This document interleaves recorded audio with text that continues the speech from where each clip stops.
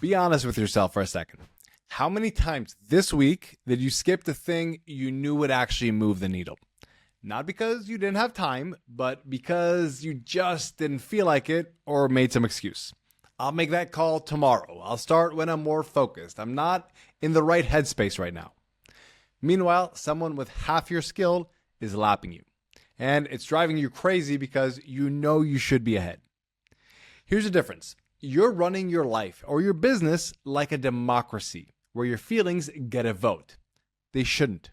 In special operations, we didn't get to vote. At 2 a.m., a tear gas grenade would get thrown into our sleeping area during a training block, and we had 40 seconds to be outside in full gear.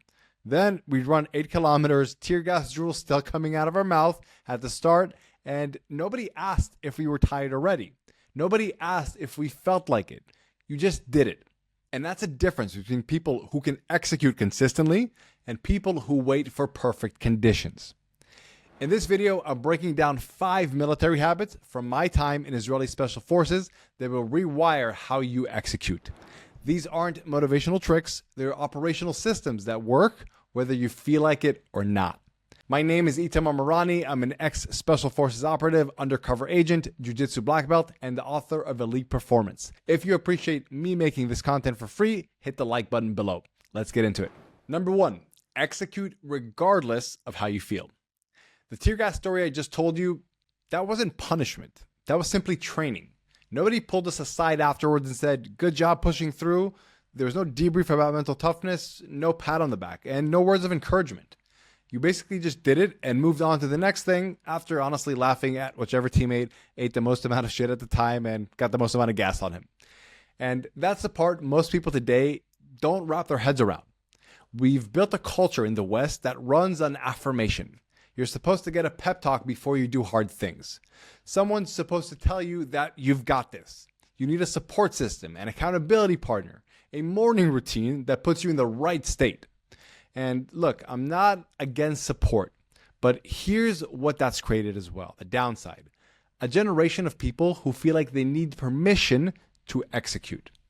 They're waiting for someone to validate that they're ready. They need to feel motivated before they start. They need the conditions to be just right. In the special ops world, nobody's coming to make you feel ready. There's no affirmation before a mission. You execute because it needs to get done. Your feelings about it are irrelevant to whether it actually needs to happen or not. And after enough of those experiences, something shifts. You stop asking yourself whether you feel like doing something. That question just becomes a non-factor. It's irrelevant. And there's only one question left. Does the thing need to get done? If yes, you do it, and that's it. Most entrepreneurs operate completely differently. Not because they're doing something purposely wrong, but just because they were never taught the skill of not listening to their emotions. They treat their emotional state like a map of what's possible today. I'm not feeling creative, so I'll skip the marketing. I'm drained from that last call, so I'll push the proposal to tomorrow. I need to be in the right headspace for that conversation. All these things that they tell themselves that they believe that are reasonable. They think they're being strategic, managing their energy and optimizing for peak performance. In reality, they're negotiating with themselves. And every time you negotiate, you lose a little bit of ground. Think about what this looks like over a week. Monday, you push one task. Tuesday, you skip another because you're not in the zone. By Friday, you've moved maybe 2 things that actually mattered. Multiply that across a year and you start to see why people with half your ability are pulling ahead of you. They're not smarter, they just stopped asking for permission from their feelings. Here's what I learned. Your business doesn't check in on how you're feeling before it presents you with problems. Your competition isn't waiting until you're inspired. And opportunities don't pause because you had a rough night's sleep. Basically, nobody's coming to tap you on the shoulder and tell you that it's go time. The people who win have trained themselves to bypass that internal negotiation entirely. When they've identified something that needs to happen, the conversation ends. They just start moving. And this isn't about grinding yourself into the ground. It's about removing the decision from the equation, which oddly enough actually saves you a ton of wasted energy. You don't waste bandwidth deciding whether to execute or not. You've already decided. You're a doer. And now you're just doing things. That single shift from do I feel like it to does it need to get done will change more about your results than any strategy or tactic ever will. And this simplicity will actually give you more energy in life. Number 2, morning exercise builds operational momentum. In the special ops world, when you have a bunch of young, high testosterone soldiers, getting everyone to work out first thing in the morning makes the whole team more focused and cohesive. There's a reason for this. You're burning off restless energy before it turns into bad decisions. So a story is that I had a client who was very high testosterone entrepreneur, like a really big dude, smart, and built a real business. But he actually kept causing chaos in his business, making impulsive decisions, starting unnecessary projects, just creating problems that didn't need to exist. When I asked him why he kept doing this, he laughed and half-jokingly said, "I don't know, man. I think I just need some crazy in my life." The problem wasn't his personality. It was his schedule.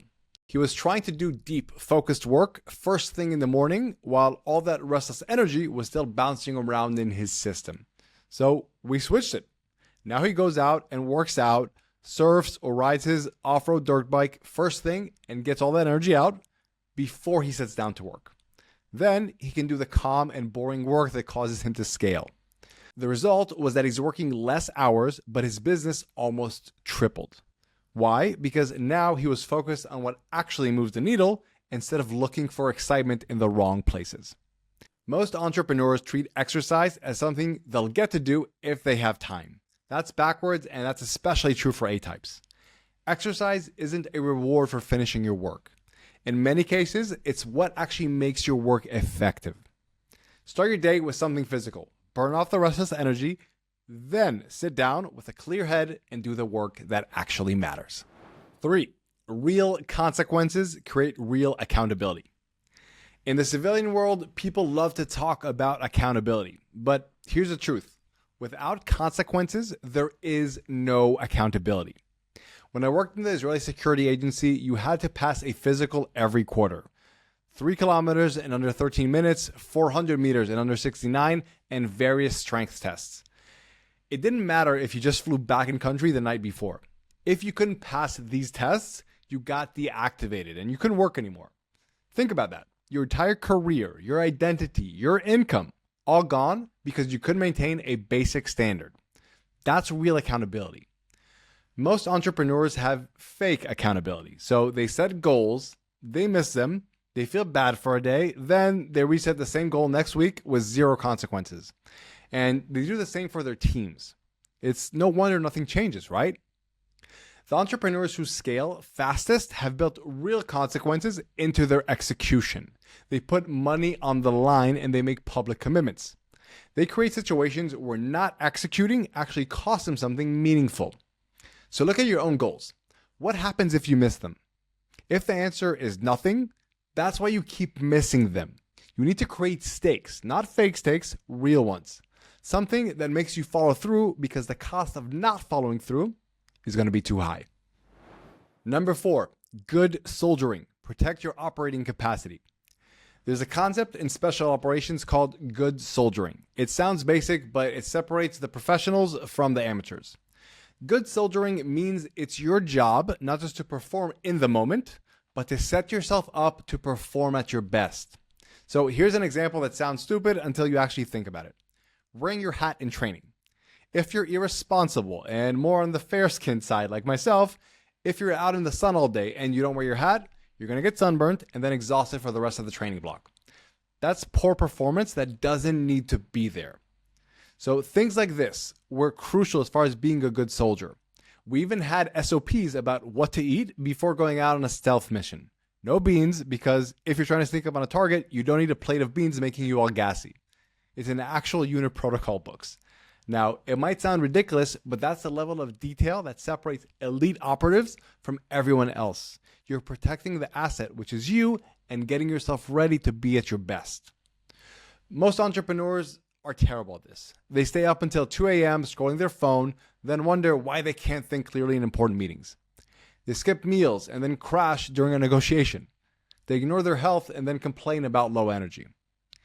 Good soldiering in business means protecting your capacity to perform, going to bed early before a big presentation, eating so your blood sugar doesn't crash when you need to be sharp, and keeping your systems organized so you're not scrambling when an opportunity hits. You're not just trying to win, you're putting yourself in a position to be able to win. As the saying goes, everyone wants to win, few are willing to do what winning requires. 5. Tabletop drills to program your responses. When I was stationed abroad as an undercover operations officer, every morning started the same way. Not with a cup of coffee, but with a mental drill. My commanding officer would throw scenarios at us. You're standing here, the crowd you're protecting is over there, a confirmed terrorist throws a backpack, which you're 100% certain is a bomb, at the crowd. What do you do? To this specific question, I answered without hesitation. I said, shoot to kill. Confirmed terrorist, confirmed attack, I shoot to kill. My officer, with a lot of wisdom, paused and looked at me and asked, Itamar, why are we here? Is it to kill terrorists? Slowly getting it, I said, no, it's to protect lives. He said, okay, so what's the most direct way to do that? I said, the most direct way to protect lives is to evacuate everyone first. The bomb is the threat, not the terrorist. So save lives first, then deal with the backpack. That drill really rewired how I thought. It forced me out of my default patterns and into clarity about what actually mattered. We'd run scenarios like this constantly. For example, 2 terrorists come in, one with a gun, one with a knife. Which one do you attack first? Because you've thought about it ahead of time, you know the gun is the bigger threat. You address that first, even if he's further away. In special operations, a moment of hesitation can be the difference between life and death. So you think through everything that could go wrong beforehand. You go in with a bank of responses ready in your head. In business, having your second, third, and fourth response ready can be the difference between closing a deal and losing it. Unfortunately, most entrepreneurs wing it. They walk into important conversations hoping things will go well instead of preparing for what will likely happen. Then, when they get objections or unexpected pushback, they freeze up and they underperform.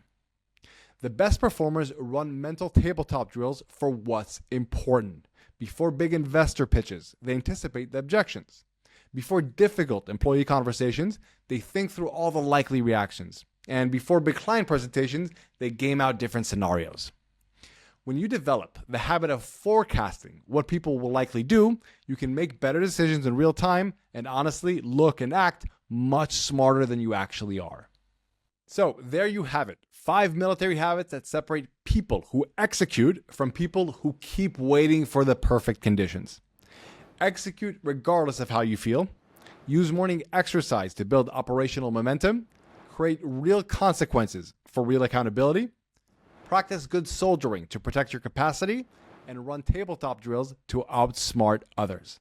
Now, these aren't complicated, but that's the point. Elite performance isn't necessarily about secret techniques nobody knows about. It's about doing the basics with a level of elite consistency that most people simply can't commit to. The entrepreneurs who scale fastest haven't found some magical hack. They just replaced civilian habits designed for comfort with operational habits designed for performance under pressure. They're able to execute whether they feel like it or not, when they need to, regardless of what's happening around them. And that's what makes them unstoppable and what can make you as well. So if you want to see how these habits translate into actually outworking everyone around you without burning out, I made a video breaking down exactly that. I'll link it right here.